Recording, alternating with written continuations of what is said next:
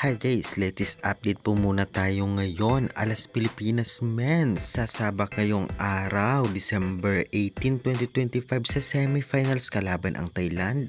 Anong oras ang laro? Manalo kaya sila, tapusin ang video.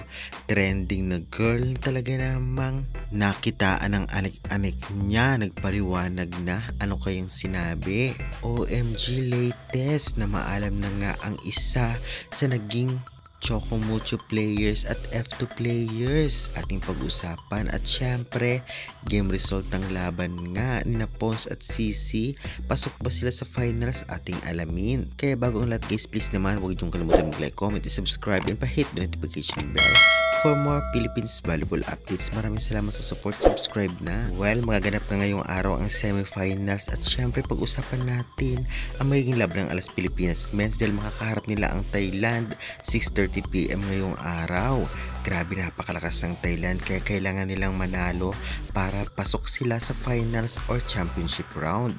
Kapag natalo naman sila ay battle for bronze ang kanilang kahihilatnan. Huwag magpakampante, lalo pa napakalakas din ng Thailand at syempre rank 1 ito sa kanilang pool kaya good luck na lamang.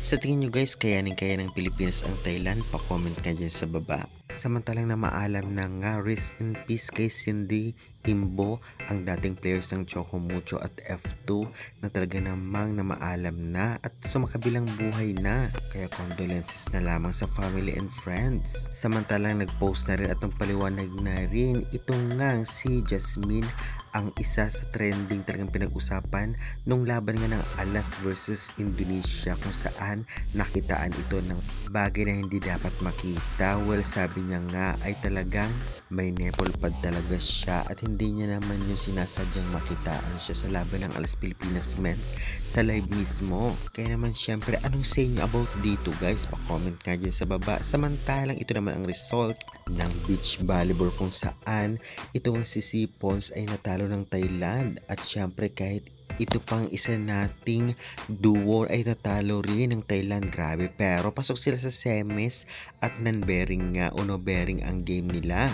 Diyan kaya naman syempre paghahandaan nila ang match 3 kung saan golden na ang paglalabanan na magaganap sa December 19. Kaya abang-abang na lang sa mga latest update natin at lagi tayo nag-updates. Kaya subscribe na, maraming salamat sa support ha.